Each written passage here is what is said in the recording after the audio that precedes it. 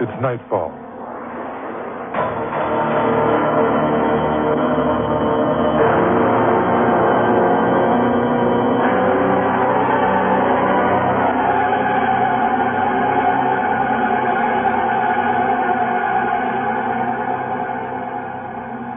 Welcome, dear friends. Frederick Hand, your guide on tonight's journey to the outer edge of anthropology. Can there really be communication between species?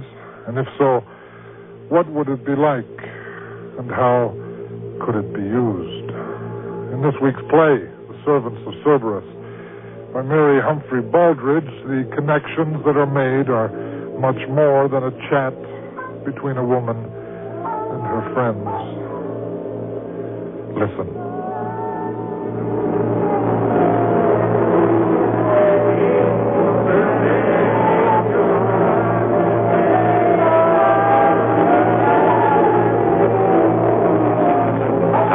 Wake up.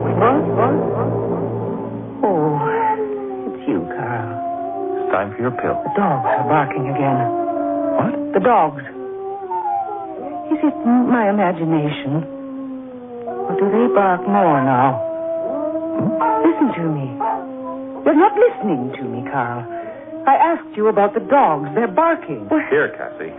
Here's your pills. That's it. That's it. Now then, lie back. Lie back against the pillows. Relax. Take a deep breath. Count to 10. They're just dogs. They're not doing it on purpose. I don't know, Carl. Oh, it's just that lying here in bed, things are different. Different? Clearer. Like when I was a child. I haven't seen them for such a long time, and they sound so... I don't understand. Do they scare you? Does their barking scare you? No. But I have dreams about them. Have you ever looked in their eyes, Carl?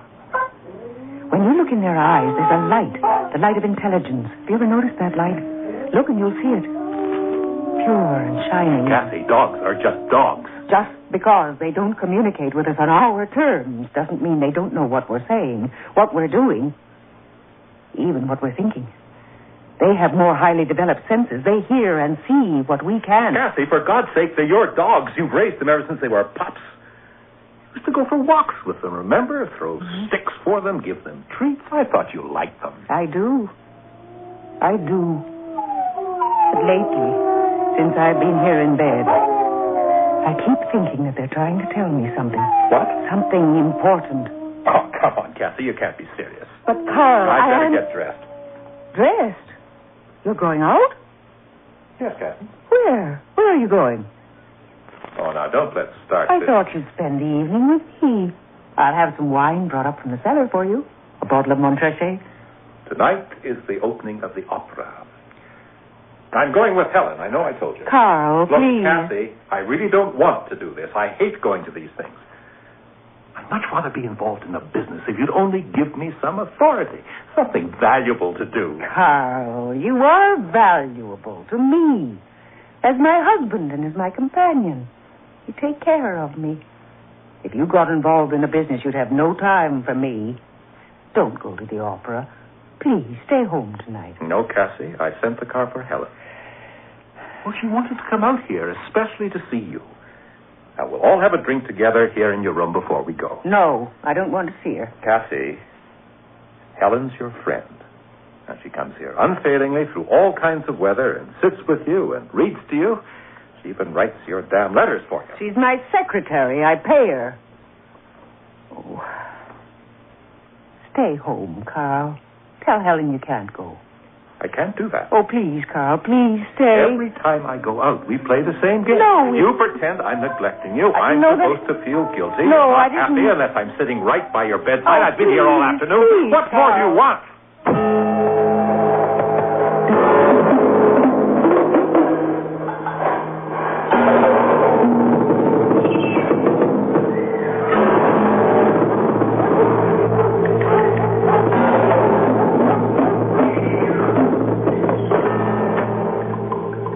Helen to see you, sir.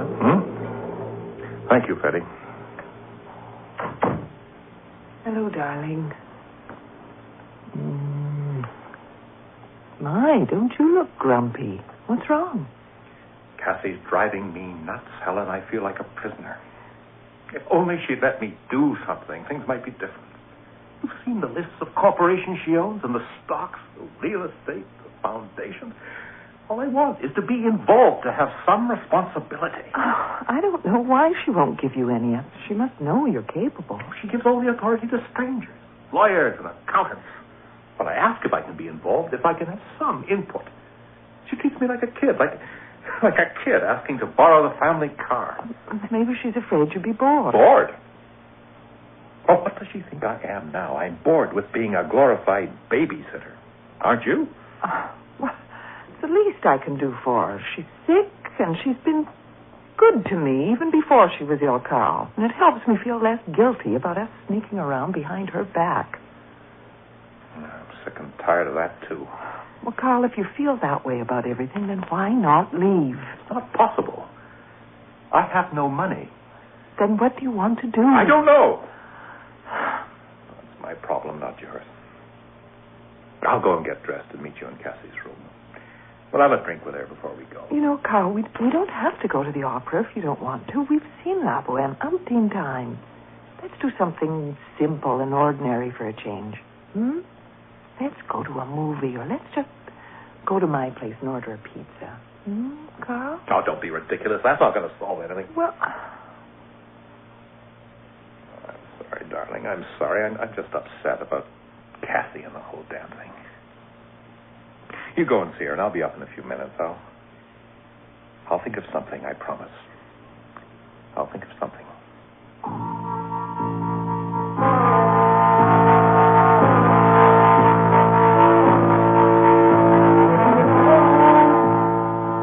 Cassie? Helen? Hello, Helen. How are you? Depressed. At least you don't have to sit through another interminable evening of La Boheme. Another tiny hand is frozen, etc. The dogs again. Yes. They were barking when I arrived. They don't usually. They're used to me by now. They seem to be barking a lot lately. Yes. Carl told me they were upsetting you. What is it? What's wrong? Have I ever told you about my... I don't know what to call it. My gift, I guess. Gift? Yes. When I was a little girl, I used to have dreams. I'd dream I was in a strange house or street. Then later, when we went to visit a friend of my mother's, I'd recognize the house. Once, I led everyone upstairs to the library in a house, and I knew exactly where the Dickens was. I've always liked Dickens. And this person had them all, bound in maroon leather. I don't understand, Cassie. You have dreams? I think I'm psychic. I think that's what you'd call it. I seem to know things. Do you mean you can read people's minds? No. Then I see things in my dreams. I learn things. What things? Lying here in bed, day after day, watching the light come and go through the windows, I found a whole new world. Just by closing my eyes and letting myself drift away. I'm not bedridden anymore. I'm not an invalid. Cassie. I dream I'm flying over the grounds, the stables, the pool, above the roof of the main house. Stop, Cassie. Open your eyes. And I let myself go, soaring high over the countryside, over the trees. And the air around me is full of other people, too. All flying, touching and calling to each other. Stop. But sometimes I can understand so clearly what they're saying. But sometimes it's just a jumble, swirling of sound and light voices, soaring, echoing. Cassie? I can't make them out. Cassie, wake up. I can't find them. Cassie! What? Oh, Carl. What is it? Why are you looking at me that way? You were dreaming, Cassie. You frightened Helen, and she called me. Oh, what was it? Well, what happened? What did I do? Oh, it's all right, Cassie. Now, just lie back and relax. No harm done. Oh. Are you all right, Helen? You look terrified. Yes, I'm okay now, really, but God. For a minute there, I thought you were going to lift right off the bed. What was it? Come on, Helen. Better get going. Oh, no. But Carl, I can't leave the wine. We've got to be there early. I've arranged to meet some of your prospective partners in the lobby. Better get going. Goodbye, Cassie. I'll see you tomorrow for the letters. I hope you're feeling better. Goodbye, Helen. Goodbye, Carl.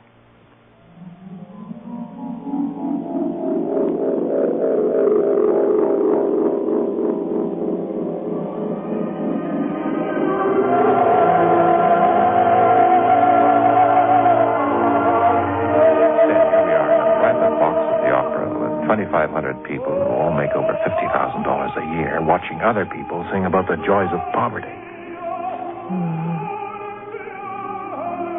Now, what's the matter, darling? It's so quiet ever since we left the house. You're not still upset about Cassie, are you? I didn't feel right about leaving her alone, Carl. Oh, she'll be fine. Freddie's there with her.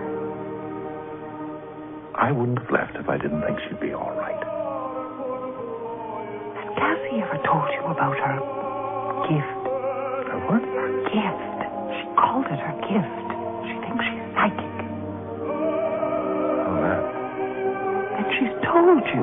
What do you know about it?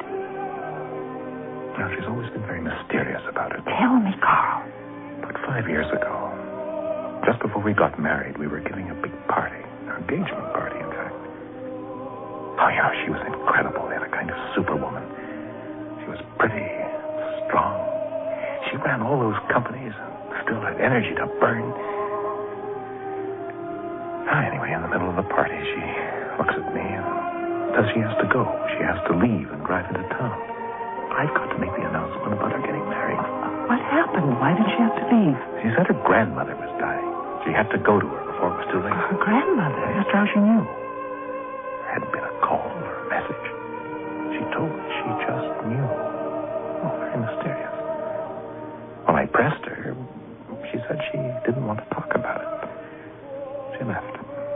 Was her grandmother dying? Yes.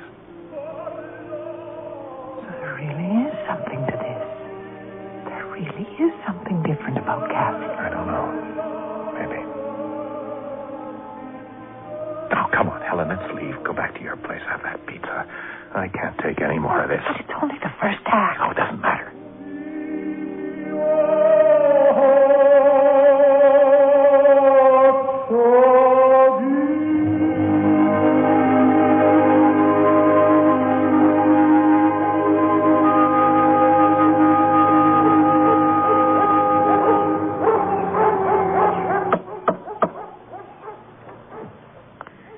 Good morning, Miss Helen. Hello, Freddie. I knew it was you. Can set my clock by you. Always here, right on the dot every Thursday morning. How is she this morning? To tell the truth, Miss Helen, I think she's going downhill. And another thing, I don't think she's sleeping too well. The dogs are barking a lot lately. Maybe they're keeping her awake. No, I don't think so.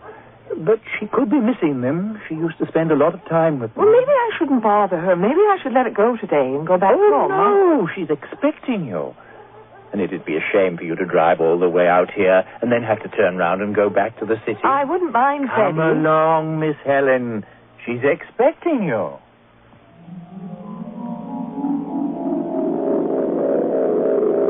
Morning, Mrs. Bulow. Miss Helen's here. Mrs. Bulow? What's the matter? Are you asleep? Can you hear me? Wake up. Oh, dear.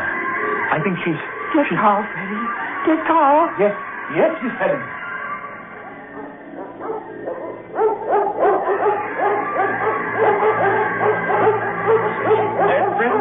Just lying there, still. Didn't move a muscle. Stay back, Helen, until Freddie and I see what's happening. Cassie! Oh, Mrs. Bulow. Oh, you were lying there like somebody dead, Ma'am. I didn't shake you. I didn't think I should shake you. But... It's all right, Freddie. Oh, I'm sorry, Mr. Bulow, sir. I didn't mean to alarm you. I don't know which scared me worse, sir. finding her lying there all still or seeing her open her eyes like that. You can go now, Freddie. Go downstairs. Have a cup of tea. Yes, sir. Thank you, sir. I think I need it. Well, then, I'll let you two get on with it. Close the door, Carl. Anything you say?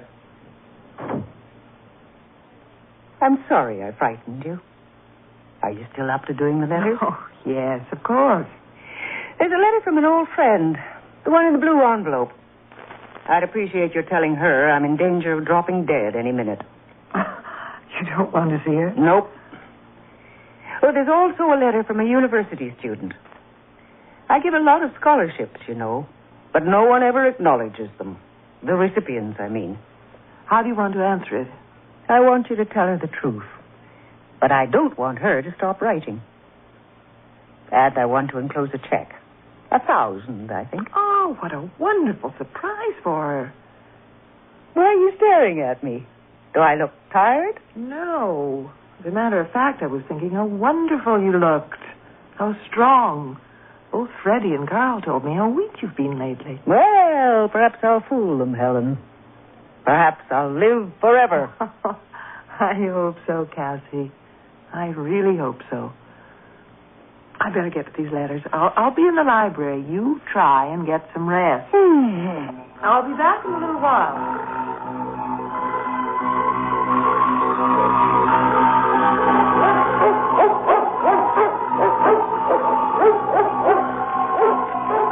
Cassie's got you slaving away again, I see. How is she now? Well, it's amazing, Carl. She's really wonderful. After that dream or trance or whatever, she seems stronger, more energetic. We were just joking about her fooling everyone and living forever. Oh, really? Yes. Carl, it's such a lovely day. Don't you think it would be good for her to get some fresh air? I could make sure she was dressed warmly and wheel her out onto the patio. She might even be able to see the dogs. It would be good for her to get out of that room for a little while. That might be a good idea. Yes, that's a very good idea. You'll have to stay with her, though. I've got things to do.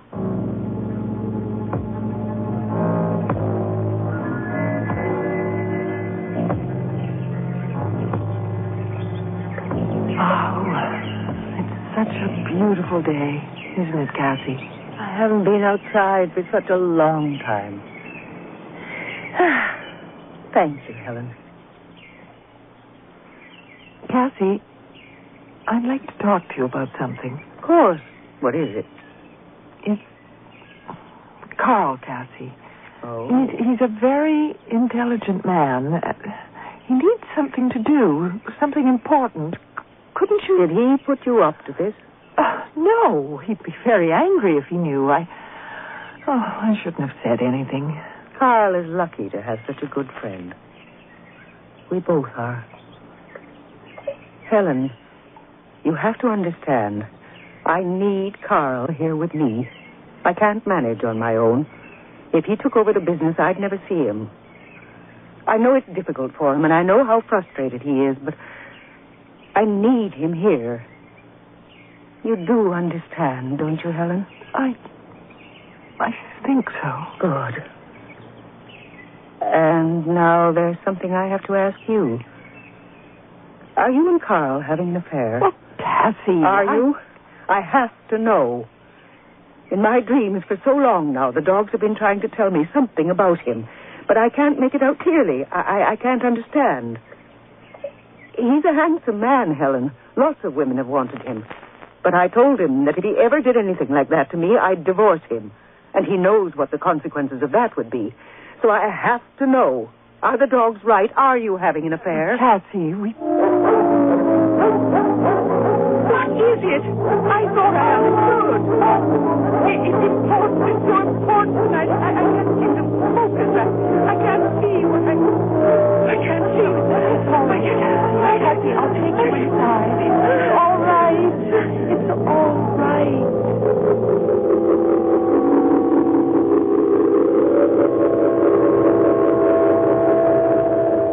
How is she? I've given her a sedative. She's asleep now. I should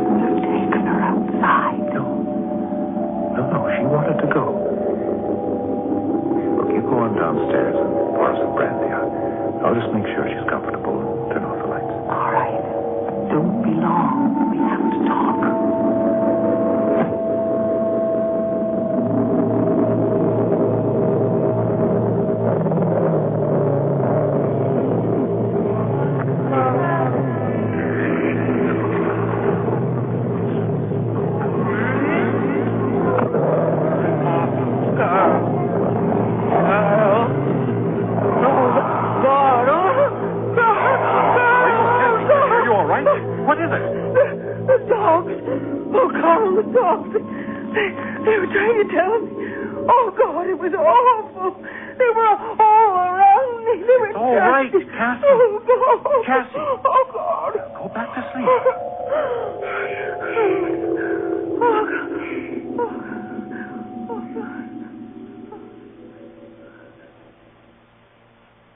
She's fine. She'll be asleep for hours. Good. Now, what do you want to do? Do you want to go out for dinner, or would you like to... She knows, Carl. What? She knows about us. Well, that's not possible. She told me this afternoon while we were outside. Oh, Jesus. How'd you find out? In a dream. The dogs told her in a dream. What? Remember when we couldn't wake her this morning? Well, she says that while she was asleep, the dogs told her everything. I don't understand any of it, and I don't think I believe it, but there's no doubt in my mind. She knows. Well, what did you say? Did you tell her that we were? Did you admit it? No, not exactly. I didn't deny it. I didn't really know what to say, and then the dogs started howling again, and she got so upset I had to take her in. Well, she can't be sure then, can she? All we have to do is deny it, and there's no way she can prove anything. I don't care if she can prove it or not, Carl. I can't take any more. It's been difficult enough since she's been ill, and now she suspects it's impossible. I'm leaving. Helen. No. I just don't want to hurt her Well, what anymore. about me? What about us? I'm sorry, Carl. I've made up my mind. I'm going to see her in the morning and tell her that she's right and that it's all over between us. No, don't do that. I can't give you up, Helen. You're everything that matters to me. Please, let me talk to her. What good would that do? I'll tell her I want a divorce. Now, isn't that what you want? For us to be together? Yes, Carl, But she'll be fine. She doesn't need us. She's got plenty of people to look after her, and we'll be together. But It's all right, Helen. Everything's going to work out. You go home, and I'll talk to her as soon as she wakes up. It'll be fine. I promise. Good morning, Cassie. Feeling better? Yes. Thank you, Carl. I'm glad you're home. There's something... Yes, I know. Helen told me you think she and I are having an affair. Are you? No, Cassie. No. I love you. I'd never do a thing like that to you. You know that. Helen would like it to be true, but no, it isn't. What do you mean? Well, I think she's wanted us to be together for a long time. What? Last night, when she told me about all this, she wanted me to run away with her, to leave you. She said she was just working here so she and I could be together, and that she was just waiting for you to die so it could happen. But when I told her I wasn't leaving you for anyone, she just walked out. I just don't believe that Helen... True, Cassie. It's true. But the dogs, Carl. The dogs. They told me... Oh, for God's sake, Cassie, are you out of your mind? Listen to what you're saying. How could they possibly...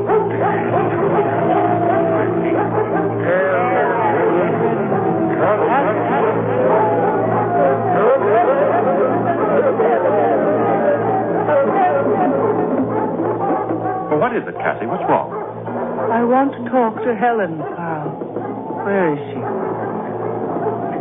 I told you she's gone. I don't know where she is. Call her, Carl. Get her on the phone. I want to talk to her. I can't do that, Cassie. I told you nothing happened. I want to talk to her. Do you understand? I want to talk to Helen. No, Cassie, you're not going to talk to her. In fact, you're not going to talk to anyone. Not Helen, not Freddie, no one. You're just going to stay in your room, and no one is going to see you. Do you understand? No one. There'll be no pills, no food, no water, nothing. I can't wait any longer. I'm not going to kill you, Cassie. I'm sure as hell going to die.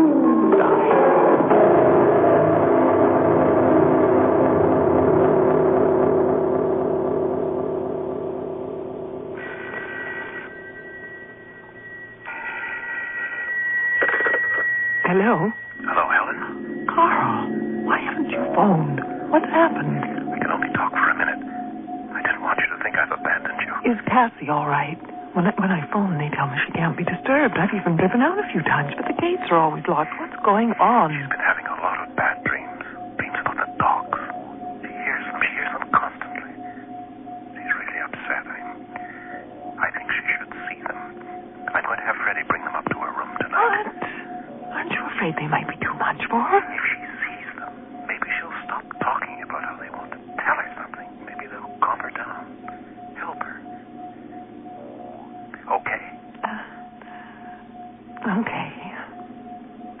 Carl,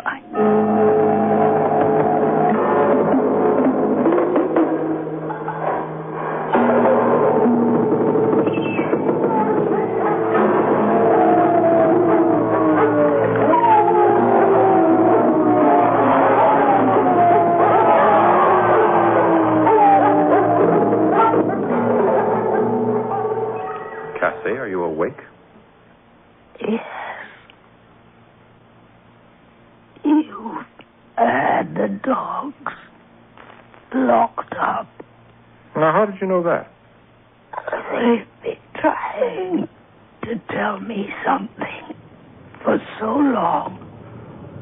And now I know what it is. I've given orders to let them out. I left the front door open. They're coming to see you. No, Carl. They're in the hall now. No, Carl. Don't you want to see them, Cassie? Carl, I know what it is the dogs were trying to tell me. It's you. It's you, Carl. I'm going to let them in now, Cassie. No. No,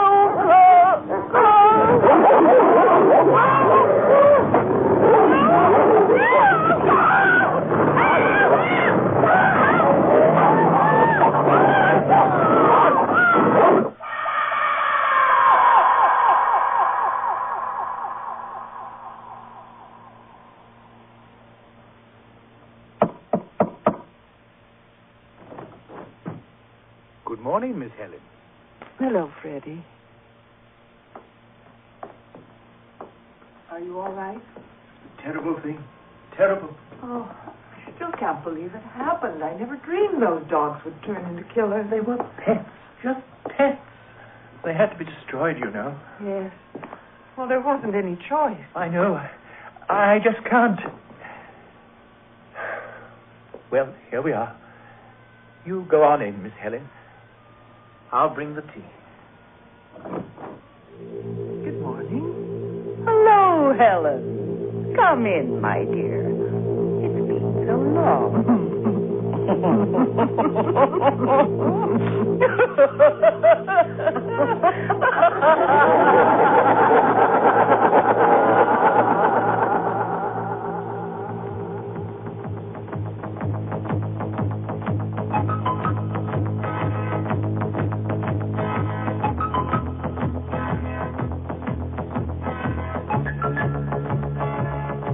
The Servants of Cerberus was written for Nightfall by Mary Humphrey Baldridge and featured Frances Hyland as Cassie, Sheila Junior Moore as Helen, Michael Tate as Carl, and Gilly Fennick as Freddie. The sound technician was John McCarthy, with sound effects by Jerry Fielding.